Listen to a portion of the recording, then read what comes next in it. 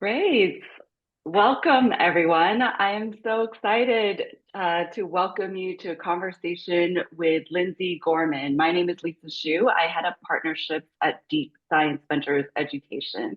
And I'm delighted to have a conversation with Lindsay as she shares more about the Venture Science Doctorate, her experience on the program, and what to expect as you go through the application process, what to expect as you embark on this 3-year journey with us.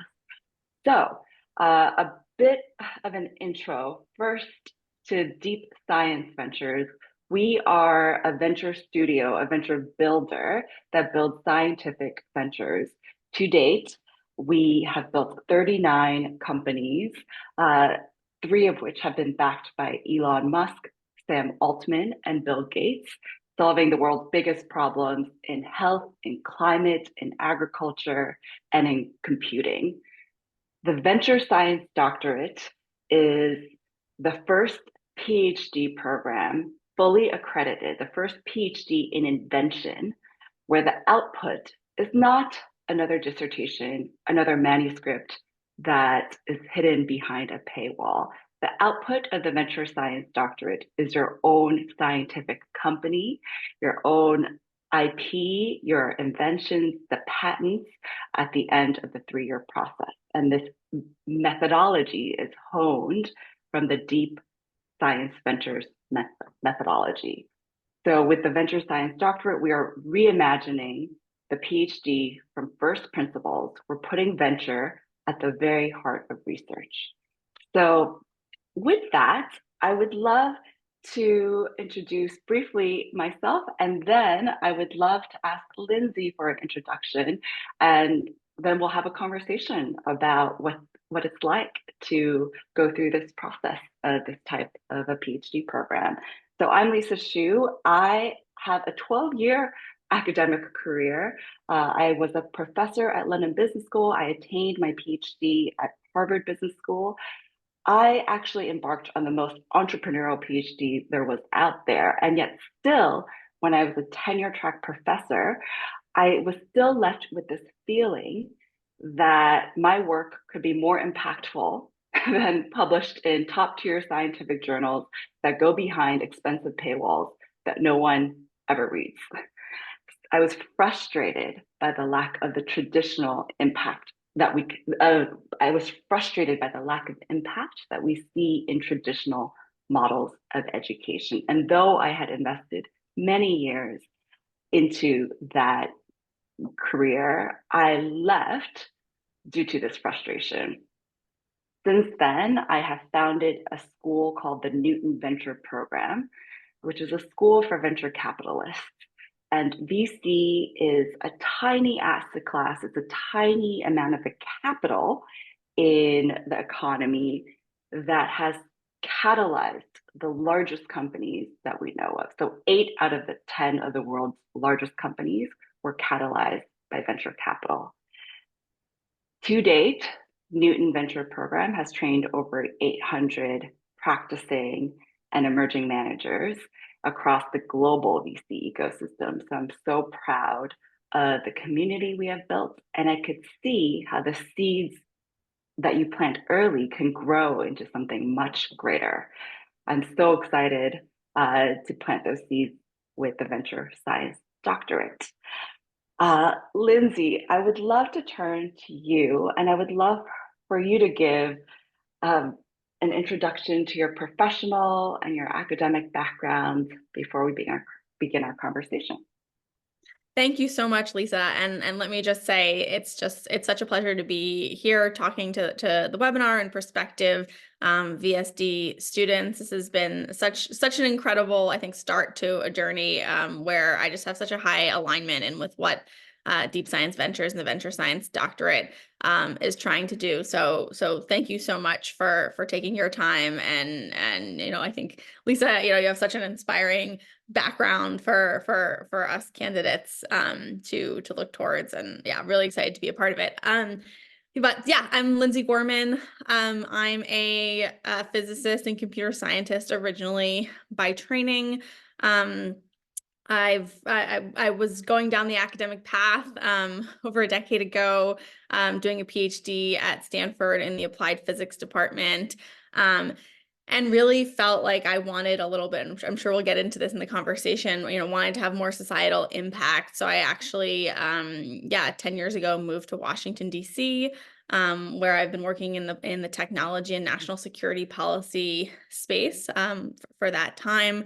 I worked as a staffer in the U.S. Senate. I recently served in the White House Office of Science and Technology Policy and at the National Security Council, working on some of our international technology cooperation initiatives and competitive strategy for U.S. and allied leadership in some of these emerging technologies.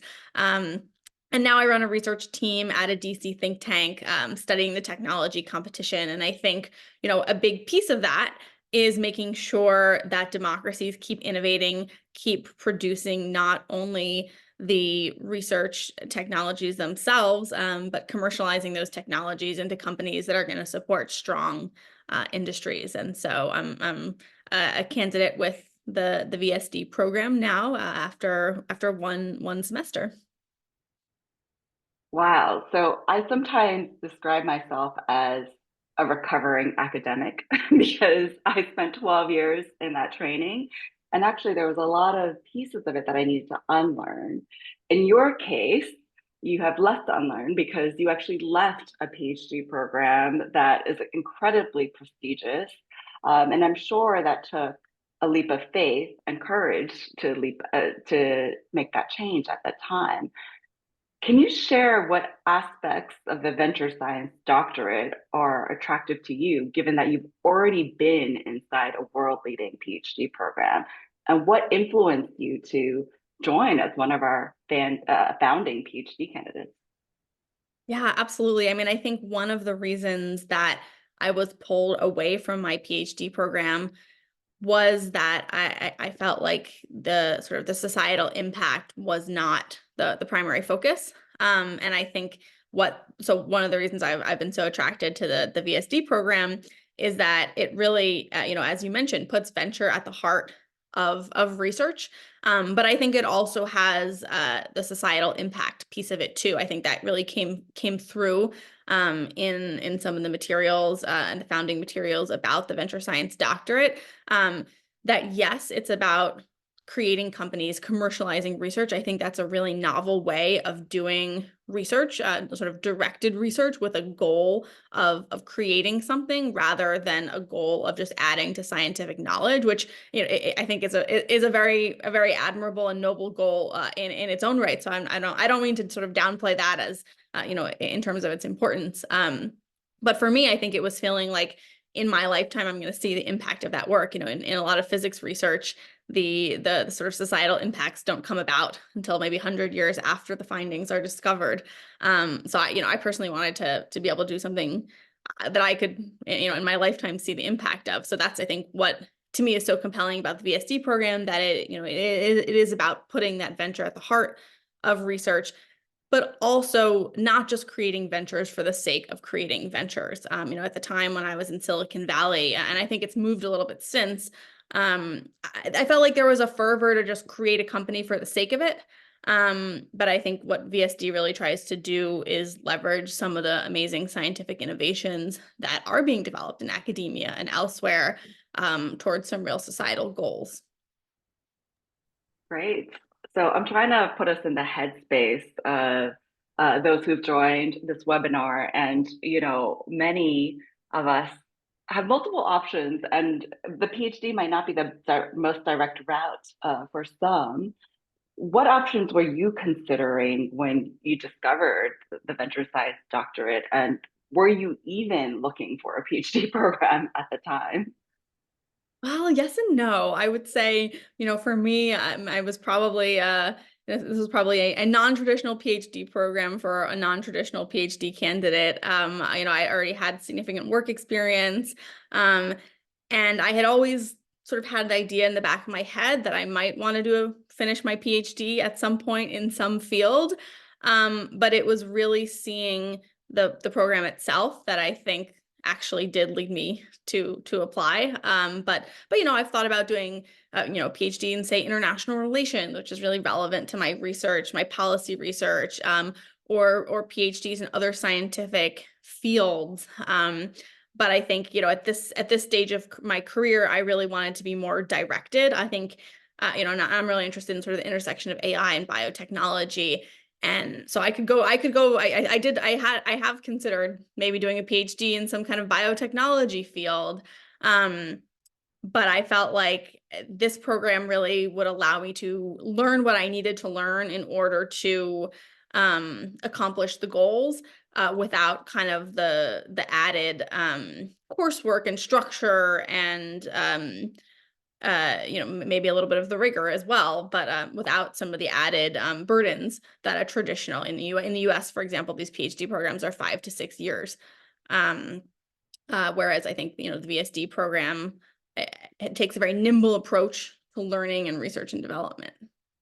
Absolutely. It took me 5 years to attain my PhD as well. And sometimes when I think about, the traditional PhD model, um, it's at its heart, it is the apprenticeship model. And apprenticeships have been around for a long time. I think it reached its peak in the Middle Ages or the Renaissance, and it's the same method that you would train a master baker or a plumber or an electrician. And there's no reason why the PhD in invention needs to be 100% the apprenticeship model. So in redesigning the venture science doctorate, we think, okay, what piece of it is absolutely necessary? The rigor of the scientific training that we do in the world's most leading entrepreneurial labs with the most entrepreneurial principal investigators. We also have a very different end in mind, the output being a scientific company. I do a fair amount of teaching still. I love being in the classroom. And I think for a lot of academics, a lot of people do go into research because of the impact that they wish to see in the world. And I think something that they learn as they go through, their PhD, their postdoc number two, postdoc number three, their fellowships, maybe their lecture or tenure track professorships, is that sometimes the fastest way to impact is through the moderating variable of commercialization, that in fact people pay attention when you come up with a cheaper, better, faster solution for the world's leading problems, rather than publishing in the best scientific journals out there. So let's turn to actually just the process of applying. I'm trying to go, through the timeline of putting myself in the shoes of a prospective applicant. What do you think are some of the key qualities or some skills that successful applicants should highlight in their application to this program? Yeah, it's a great question. And I think, it was so new when our cohort applied, but I think, and we've only been at it for one term, but a couple of key skills definitely come to mind. I think highlighting inventiveness, being willing to be a little creative, maybe step outside the box. That's something that's come up throughout the program. Not feeling wedded to just what is because it is. But really trying to stretch and imagine, imagine a different future in whatever field that you're working in. And that can be hard to do sometimes, but allowing yourself to embrace kind of some of the crazy creativity, I think can come across as as an innovator in the application process. I would also say that demonstrating a kind of analytical rigor, is really helpful. This is a PhD program, and some of the scoping and methodology and analysis that you do in the application process, I think does kind of test how you think and how well you can apply a kind of rigorous methodology to venture creation and venture scoping. So I wouldn't shortchange that. And then third, I would say, and this is, particularly important to me, but I think, a desire to solve some societal challenge and to really have an impact broader than yourself. I would like to think that that is also a very important quality. This isn't just about creating the next Facebook for dogs or something. If there is a Facebook for dogs, please can I join it as an aspiring dog mom Sounds myself? fun. But yes, perhaps we don't need a PhD to create that. So I love, to reiterate what you said, I love this starting at the end that there is a challenge that you're frustrated by, that you want to solve, that you want to go on this journey by, kind of your North Star in your motivation.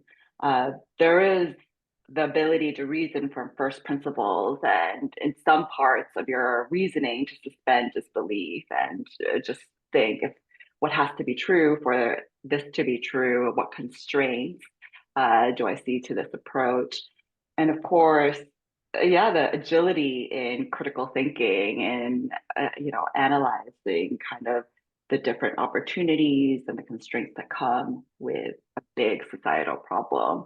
So I think those three qualities would make a standout applicant to the PhD program.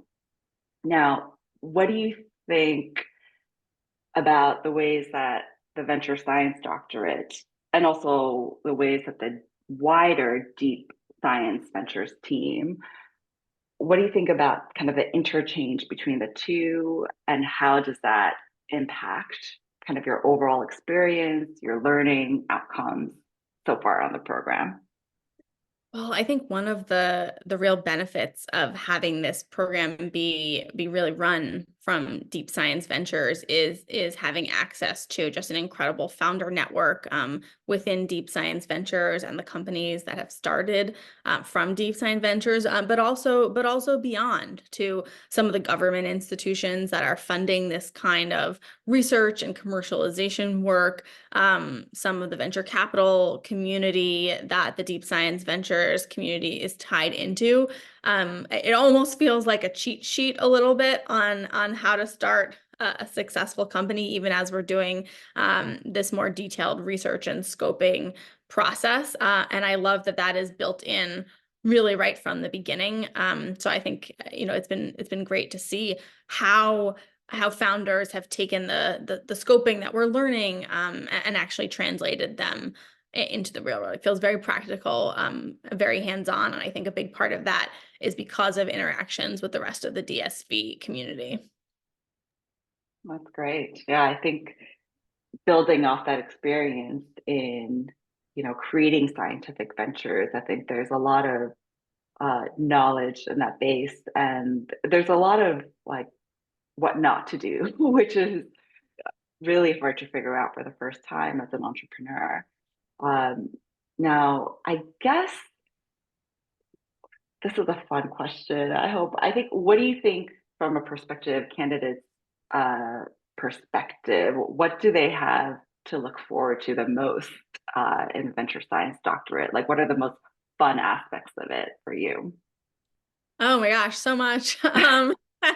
Well, the software platforms that we use for the classes, I have to say, are quite a hoot. With sort of virtual decorations and such. So I would definitely put that as something to look forward to. But I think, I think we're still seeing what the class schedule looks like and everything term by term. But I think I would say two things really to look forward to. One, in our first term, we had the opportunity to take a class called Stochastic Studio, where we designed our own directed learning program. And I think that's really exciting because you can identify what it is that you feel you need to skills you need to develop, what you want to learn, and towards your venture, towards your research, and kind of design that on your own. So to me, that's something that I think is really exciting to look forward to. And then also, as you mentioned before, Lisa, sort of the interactions with the venture community, and just sort of seeing the kind of inspiring founder journeys of so many of the community. In one of our classes, we interviewed a decent number of founders to kind of get at how they thought about different stages of the process of venture creation. So you really got to go under the hood with some of these amazing companies, and just talk to yeah, talk to entrepreneurs and venture creators was very rewarding, I think.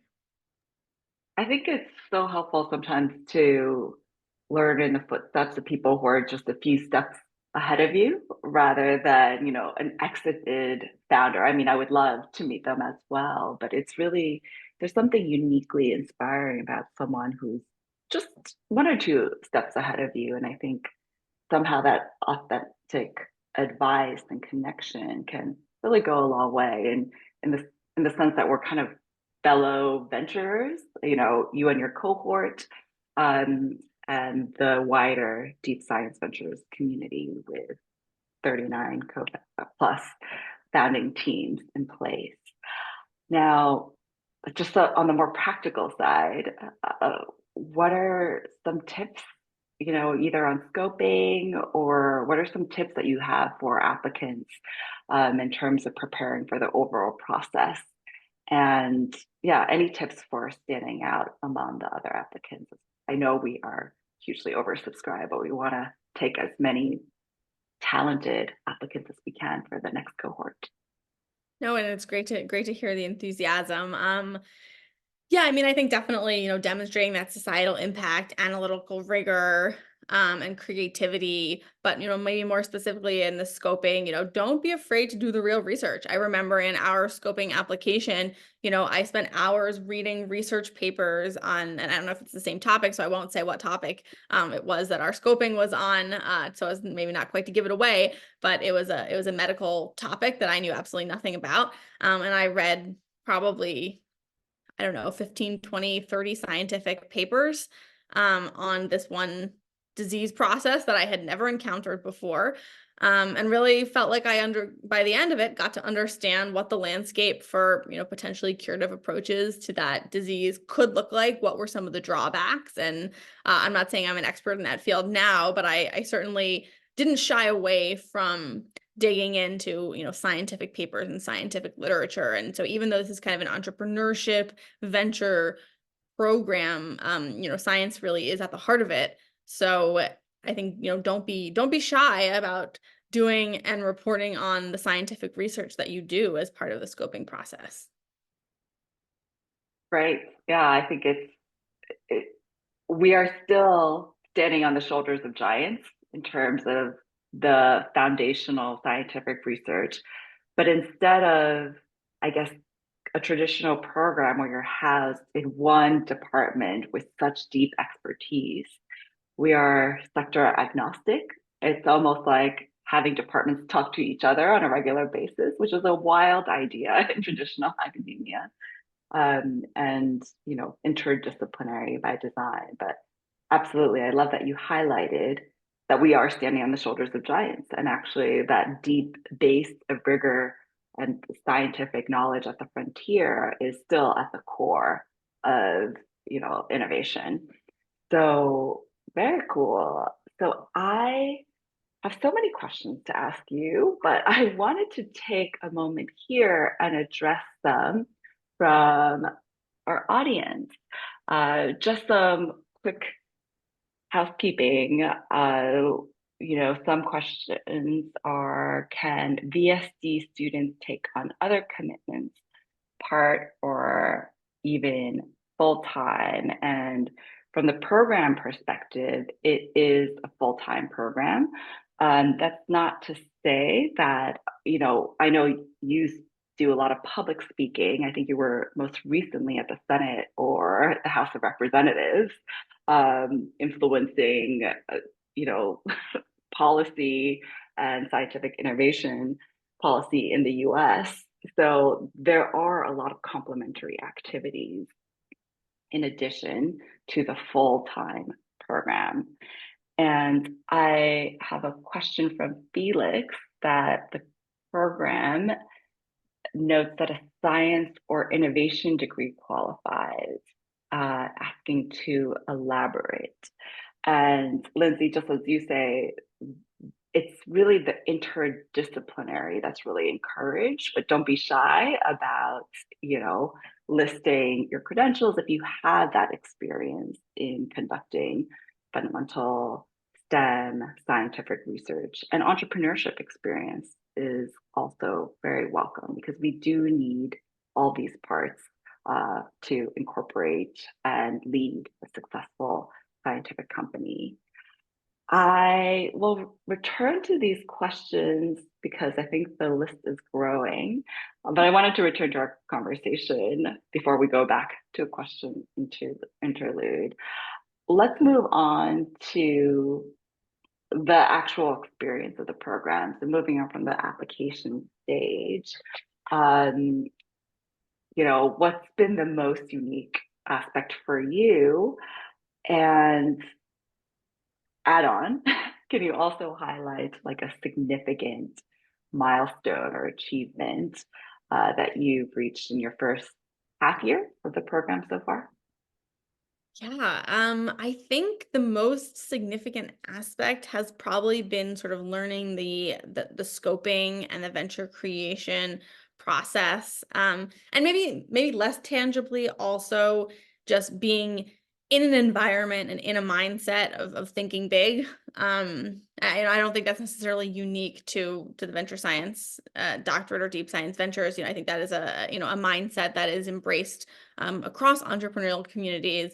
But for someone who's been working in kind of the DC policy world for the last 10 years, that's it's not a mindset I had been in for a bit, I would say. And of course, we're always trying to think big in a policy way, but in a sort of really future looking kind of societal change the world sort of a mentality. I think just getting back into that mentality of trying to see how scientific advantages and advances can be commercialized, can be leveraged, has been really significant.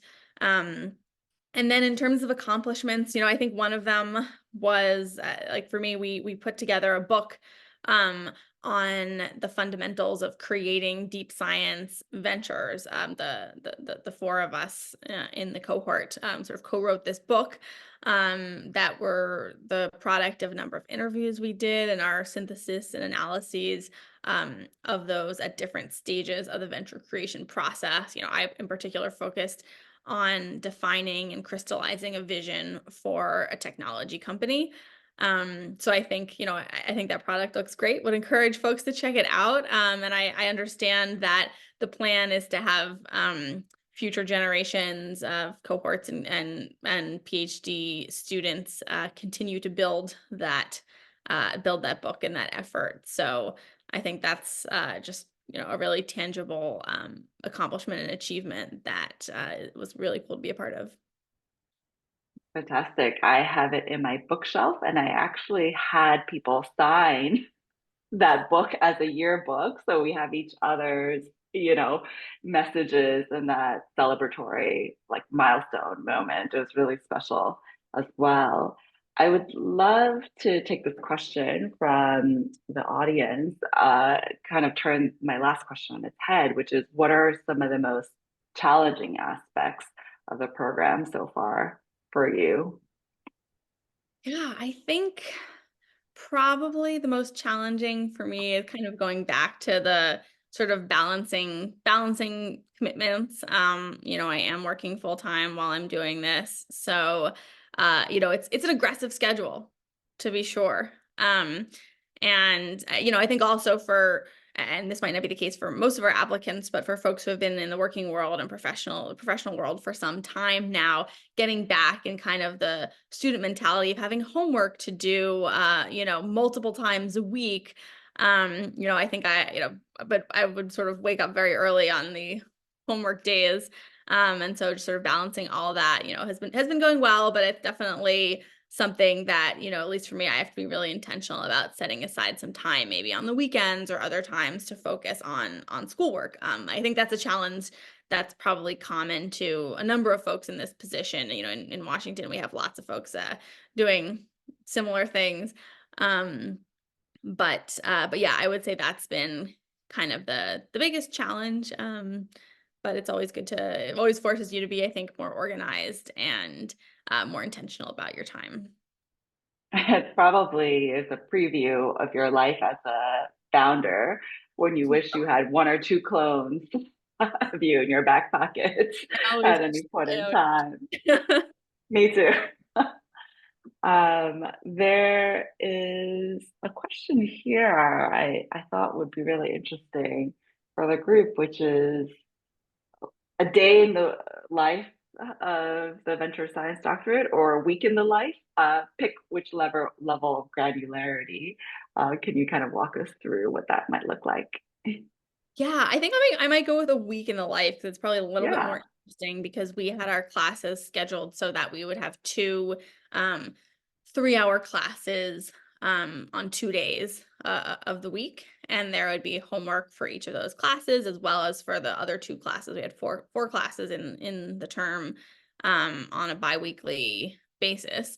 Um, but yeah, I would say 1 week, for me, I was also to just add to the load is one of those courses in the Stochastic Studio. I had signed up to take an MIT computer science course for machine learning in Python.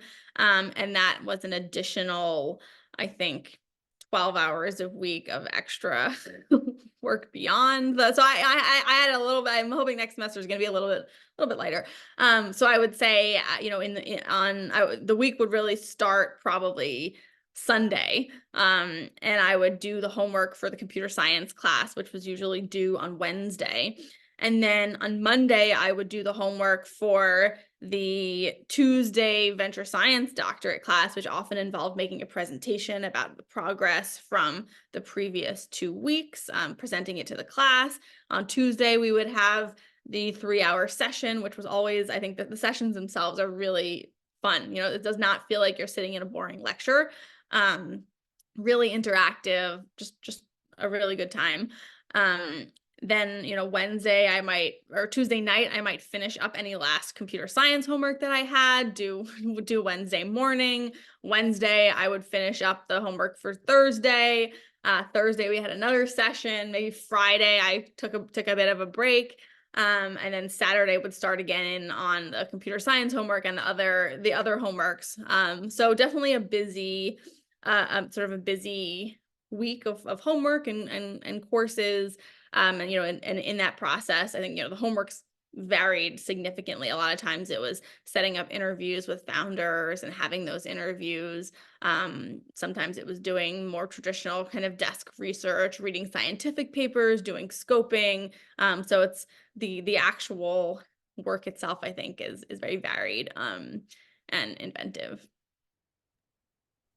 I think, yeah, the variation of the work, the practical nature of it, it's the goal directed towards an outcome in mind. I think that really helps propel the ongoing momentum to move through the PhD. Reflecting back on my own PhD, I think, it was so distanced from the outcome. I think there's a lot of time spent reading a lot of theoretical papers, but it was so distanced from the application of it. And I could see that, even in your founder investor mock negotiation, you were using the words, you were becoming venture fluent, you were practicing a skill that you will necessarily need in an upcoming fundraising round in your future. Yeah, So definitely. And what you were saying about sort of the distance between the research and the impact, it reminds me of something you said earlier about how with sort of traditional programs, folks usually do go into them wanting to have some impact, but it's so distant. But in my experience with, at least with physics, I felt actually, folks, myself included, went into it because we just really love the science of it. We're just really fascinated by the equations and the ability to kind of observe something in the real world. And I think you really do have to have that kind of fascination by the scientific. But I do think maybe the impact in a lot of those programs is somewhat secondary, actually. yeah, I think the foundational knowledge and kind of pushing the knowledge frontier is like the primary goal. It's Which is, I I, mean, I a great goal too. I mean, I think like this is really interesting. All these scientific fields are so interesting, and discovery is so fascinating too. Exactly. It's really interesting to like think about the pace of scientific innovation, and because of Metcalfe's law and because of networks, like it's just moving much faster than it previously did. And I think we're actually at a really exciting time where we're sitting on a huge amount of existing scientific knowledge that's kind of ripe for commercialization, ripe for getting into the hands of end customers. And when I reflect on kind of the funding environment too, venture capital does come in waves. There are very enduring trends. When we look at like 2008 to 2015, let's say, most of the big unicorns were consumer companies that rode that internet wave of network effects and skillfully marketing to customers. So they were all B2C consumer brands. But then in the last 10 years, when we look at the NASDAQ and the companies that are venture capital backed and have become publicly listed, they're all, well, not all, I would say 80% of them are software companies. It's that business to business enterprise software, software as a service. Those recurring revenues have driven a lot of that growth. When I look at the venture capital industry, I see the shift away from software because there's actually only so many apps or so much software that a single individual or a business can use. So there's a lot of consolidation in that area. And I see the fund managers allocating more money towards what they call either hard tech or deep tech, which is exactly the space that we're building in. So it's really exciting to see this wave of capital kind of shifting from software alone to a much broader range of solutions, a much broader range of problems that software and non-software, companies can solve. And I want to connect this question to kind of the headwinds and the tailwinds of being a woman building in this space. So I have come from two industries, business school faculty and venture capital, where there was not as much representation as there is global representation, whether for women or for people of color. And they're really difficult industries to break in, no matter what your background. What kind of advice do you have for women who are aspiring to break into or pursue a career in deep tech based on your experience, both in the policy level and the research level, and as Lindsay?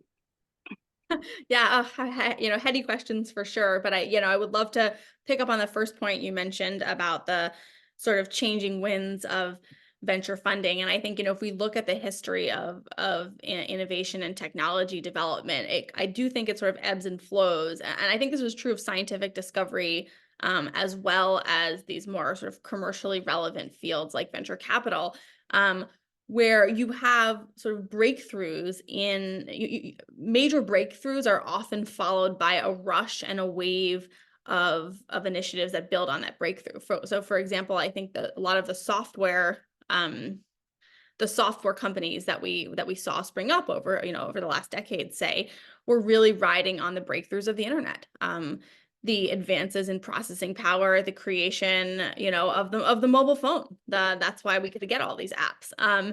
And eventually, perhaps though, that sort of major breakthrough runs its course a little bit in terms of the new breakthroughs it can inspire, until there is another sort of hardware, hard tech breakthrough. And I think we're seeing that now with increases in processing power and compute that are driving some of these generative AI models, for example, that's one of these next breakthrough moments that's going to spawn new industries and the new sort of software equivalent type companies. So I think it's, from a public policy or sort of a public investment and strategy perspective, it is really smart to keep investing in these kind of hard tech breakthroughs that are going to open up industries like we saw with software and apps, across these sort of critical and emerging areas. And so I'm really glad to see that the venture community is starting to embrace that. I think, on the sort of woman question, it's not something I spend a ton of time thinking about from this angle. I would say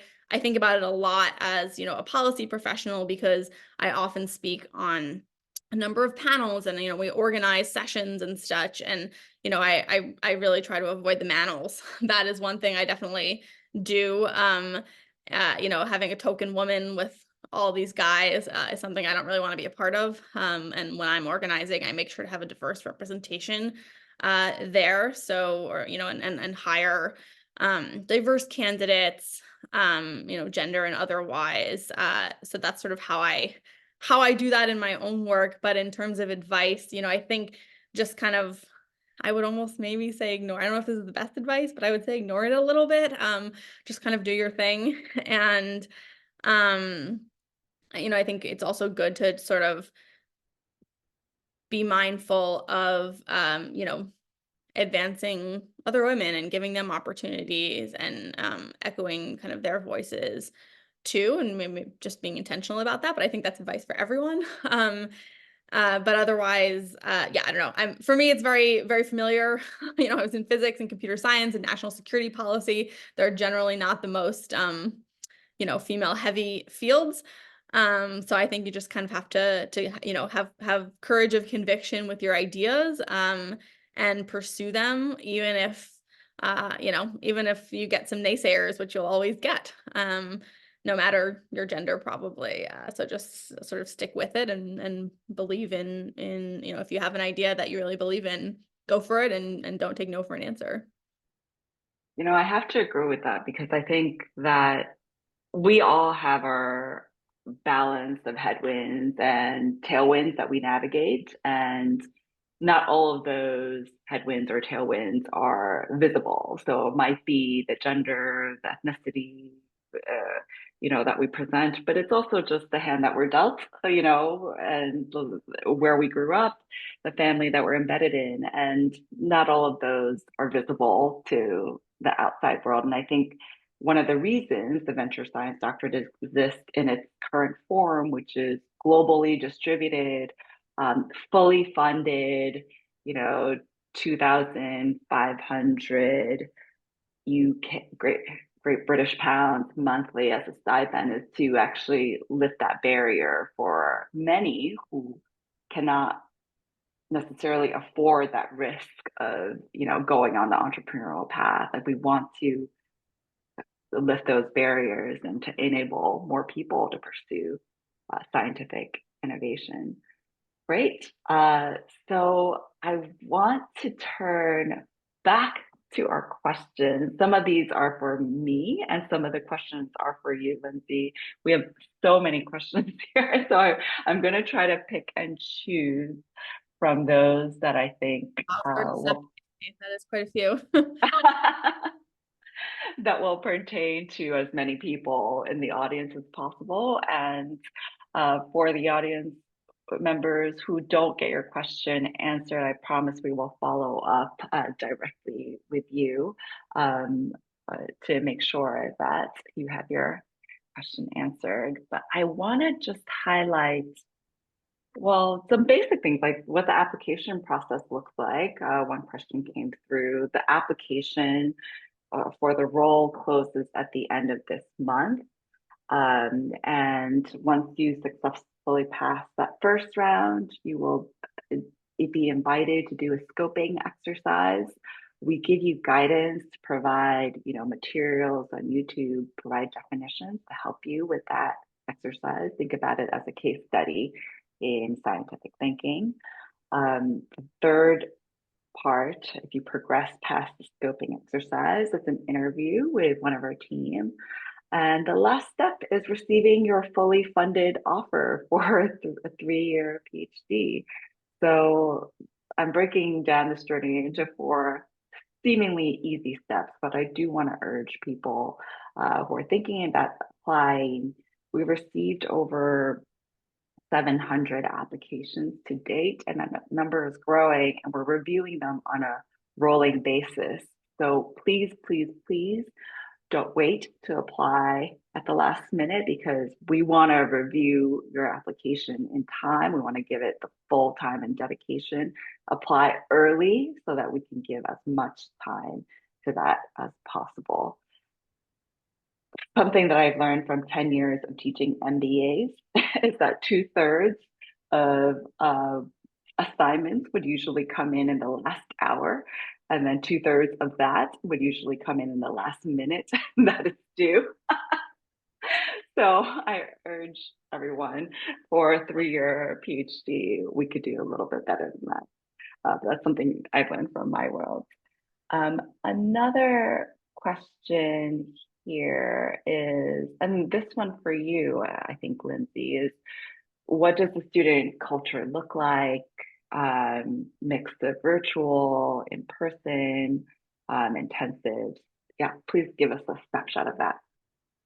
Yeah, I mean, I think, because, as Lisa, you mentioned, it's a globally distributed program and students can come from anywhere. I think, the primary culture, is on our Miro board and our interactive sessions. Yeah, but there are, I think, maybe two intensives a year where folks can come together and meet other members of the DSV community too. But I would say that I think the sort of the regular cadence of sessions and homework that was in some cases collaborative actually has created quite a nice community among our small cohort of 4. And so I think we've definitely really gotten to know each other a bit throughout the session. I think because it was a smaller group, and so much of the activities were interactive. So definitely non-traditional, I would say. This is not the same as working in a lab or attending in-person classes all the time, but in some ways, because it was so focused, I think the community sort of aspect of it is no less rich. Great. And another question that's come through, I think this one could be for you, Lindsay, too, is should applicants have a project in mind before applying? Did you have one in mind, or did you have several and we're kind of testing each throughout the first term? I don't think I did have a specific project in mind, actually. And, I don't, Lisa, maybe you can weigh in on whether they should or not. I think it was more, at least when I applied and when we applied, it was more about sort of showing creative thinking. I do think the application asked us to select in terms of what we were scoping out, sort of an opportunity area, whether it's in medicine, pharma, energy, health, or agriculture. Those were sort of the 3 focus areas. So maybe having some clarity on which of those 3 focus areas you're particularly interested in. I think that would be probably helpful. But no, I did not have a specific project in mind. Yeah, and I think the broader answer is that you don't have to have one in mind, that that's part of the discovery in the first year. Which, yeah, it's great to be curious about many things, I think, in this case, and know, how to develop expertise in the one thing once you choose it. I think some of these other questions are a bit more logistics, and I'm very happy to take some of these. So one of the ways that the VSD works differently from other PhD programs, because it's globally distributed, we partner with a network of the most entrepreneurial labs across the country and the globe. So, those include the National Physical Laboratory, the James Hutton Institute, Imperial College, University of Edinburgh, University College London, Goldsmiths, University of London, Cornell University, the Mayo Clinic, and the list is growing, I say weekly, because we're getting a lot of interest from other entrepreneurial principal investigators in our growing ecosystem. So one of the questions from Kalpana is, would it be possible to suggest a partner institution to collaborate with in addition to the ones that are already on our growing list? And my answer is yes, absolutely, because we do want to pull on the strength of these existing labs across the world. We recognize what it took to build these sometimes 300, 400, 500-year-old institutions. And we want to stand on the shoulders of giants. And the certification, it's fully accredited PhD program by Wolf University. So based on the European Commission and standards of accreditation, it's a fully accredited PhD. So we get this question a lot because it looks so different from existing traditional programs. Yeah, and I mean, Gosh, I'll just add that it's, there are some really innovative PIs out there in the research system. And so to the extent that we can, both help them with their efforts and build on what they're doing, that's something I'm certainly looking to do. absolutely. I always think about like in an ecosystem, um, of like the number of one-to-one pairs, like relationships that people have. So even in a cohort of 10 people, let's say, the number of one-to-one relationships are 10 times 9 divided by 2. Gosh, math in real time. That's 45 unique one-to-one relationships. And that kind of peer learning, that kind of bringing in each other's networks and like the support you get from kind of building your own personal board of directors and leveraging each other's networks it's huge and multiplicative. So absolutely one of the benefits of this program is to leverage each other's knowledge and network in the space as well. So gosh, how will we get through our 50? It's growing. It's always a good sign. The more questions you answer, the more comes in of the amount of interest in this program. I see a lot of questions around like the balance of technical and entrepreneurship uh, knowledge. What would you say to that in terms of your experience so far, Lindsay? In terms of the program itself, Yes. I think it's been that balance. I would say, yeah, the first term focus I think did have that balance. We certainly had entrepreneurship oriented classes, but all very much in the context of deep science and deep tech. Yeah, and sort of centering the scientific research aspect of it.